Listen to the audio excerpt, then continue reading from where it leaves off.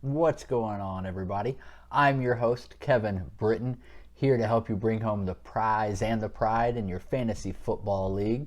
Today, I'm going to be bringing you 5 wide receivers that you need to move up your draft boards immediately.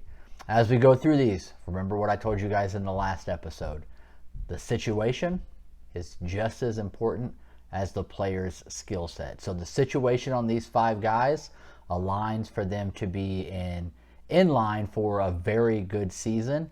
And based on their current average draft position, or ADP, I think that these guys are all going to be outperforming where they're currently being drafted at. So let's go ahead and hop right into it for you guys.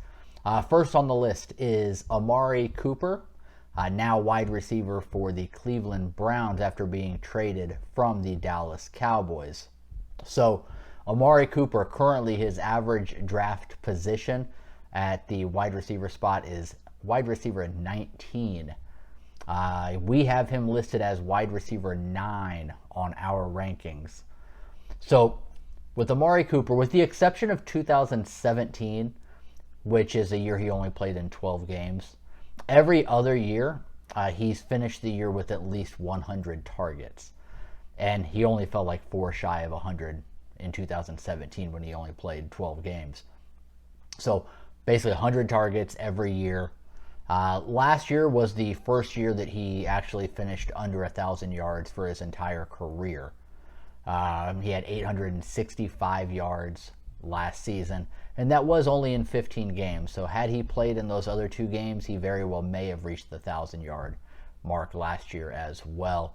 And he's had 5+ touchdowns every year. So his floor is very solid. You know what you're getting out of Amari Cooper. Pretty much year in, year out, you're looking at 5 or more touchdowns, 1,000 yards.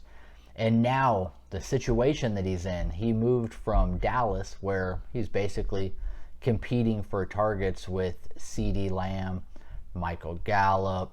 They had a pair of tight ends, obviously the running backs, but a lot of competition, 2 other receivers and a couple tight ends. Now moving over to Cleveland, there's really no competition for targets for him there. They have a decent tight end. They got the running backs, but as far as receivers go, Cooper is that dude in Cleveland. So I really like the situation that he's in, and he is somebody you definitely need to be moving up your board.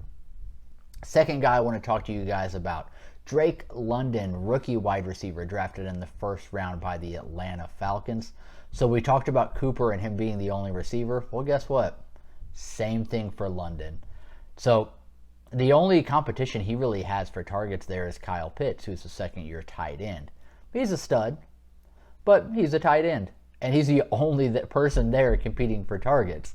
So London coming in, yes, he is a rookie, but he has a very large catch radius, and he's able to go up and win on the contested catches as well.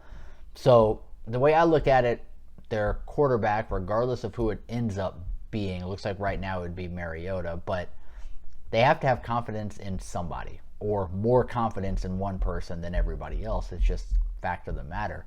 So I think London is a guy, because of him being able to get those contested catches, somebody you can put the ball up to and he'll go up and make a play for his quarterback. I think he's going to earn that confidence very early. His ADP right now is 57, and we have London listed at number 30. So huge jump on our rankings compared to kind of the consensus in the average draft position. Number 3 on our list, Rashad Bateman, wide receiver out of the Baltimore for the Ravens. Going into this season, he is, again, number 1 wide receiver target. Yes, there is a tight end there with Mark Andrews, top 2 tight end in the league, in my opinion, fantasy-wise especially. But if we look at Bateman, last year he played in 12 games. He had 68 targets. He had 46 receptions, 515 yards, and 1 touchdown. I know what you're thinking. Those are very mediocre numbers for a wide receiver. But if you look last year, Hollywood Brown, Marquise Brown, was their number 1 receiver, and he has now moved on, and he is in Arizona to go play with his former college quarterback, Kyler Murray, which really opens the door up for Bateman So with Brown leaving, that's basically vacating from last year 146 targets and 6 touchdowns. Well, they have to go somewhere, and your main 2 targets there are now going to be Bateman and Andrews. And I don't see a lot of those targets and touchdowns that kind of left, if you will, going to Andrews, because Andrews last year already had 153 targets and 9 touchdowns. So how much more of a workload can you put on a guy? So those need to spread out other places, and I think Bateman is a huge benefactor of that.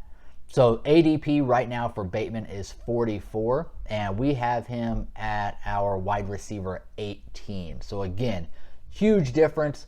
Trust me on these guys. It makes sense. The player's skill set and the situation that they're in that's not being accounted for by a lot of people out there right now, and that's why I want to give you this information. All right, so number 4 on the list, I have Juju Smith-Schuster. Now, I know what you may be thinking. Oh, Juju wasn't that good last year. Juju was hurt last year. He also had Ben Roethlisberger at the very tail end, hanging on by a thread as his quarterback. And if we look at Juju, so he comes over now, and he's coming into a team that is a legit Super Bowl contender year in and year out. And he really does come in as the wide receiver 1 on the depth chart. Now, I'm not too concerned with the narrative of, oh, Juju wasn't any good when he was the number 1 in Pittsburgh. After Antonio Brown left, Juju really fell off. Juju was their only wide receiver at that point that was really of note. So he was getting a lot of attention from defensive backs, and they were really scheming around him. It's not going to be able to be like that in Kansas City. You have not only Juju, you have Marquez Valdes-Scantling, you have McCall Hardman, you have Sky Moore. Obviously, you have Travis Kelce. So there's a lot of other people that they have to pay attention to. They're not just going to go zone in on just Juju. So he's definitely going to get his opportunities. So if we look at last year for the Chiefs, they lost 3 of their top 5 wide receivers in Tyreek Hill, Byron Pringle, and Demarcus Robinson. Those 3 players last year accounted for a total of 260 targets and 17 touchdowns.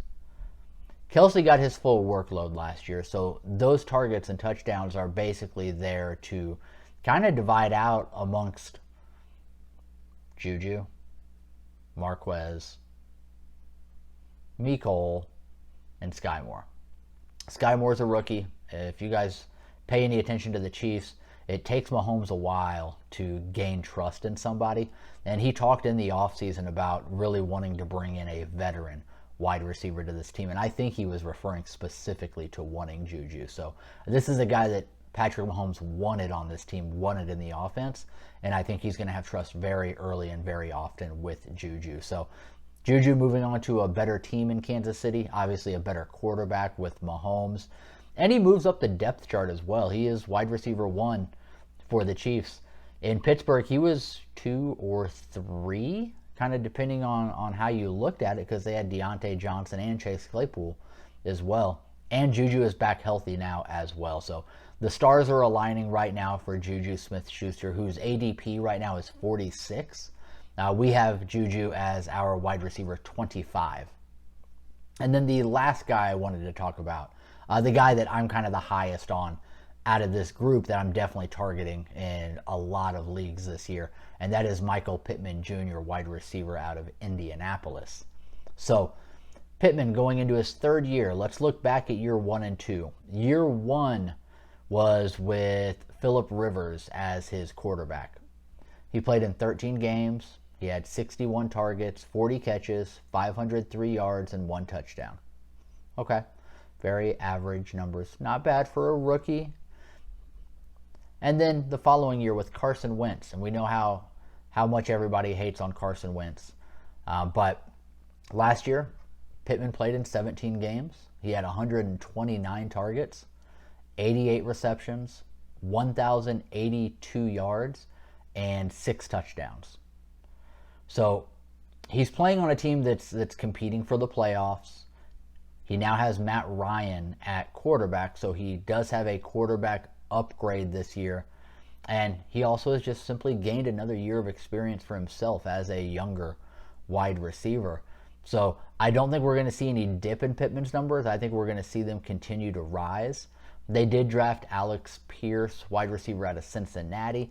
I don't think he's going to eat into the workload, but he could help relieve some pressure and be able to command a little bit of attention from the defense to help Pittman kind of get himself freed up as well. So Pittman's ADP right now is 26. We have him listed as our wide receiver 12. So we will be very soon bringing you guys all of our position by position rankings, including wide receivers, so that you can see who we have stacked up against these 5 that I've just kind of given you a quick heads up on. Again, move these guys up your draft boards. These are guys that you are going to want to get on your team, and you want to get ahead of the curve in getting these guys. But if you guys are new to the channel, definitely feel free to subscribe. We're going to be bringing you guys more fantasy football content as the year goes on, helping you bring home the prize and the pride in your fantasy football league. And if you guys like the content, like the video. Lets me know that you guys enjoy what we are doing here. But appreciate you guys tuning in. Till next time.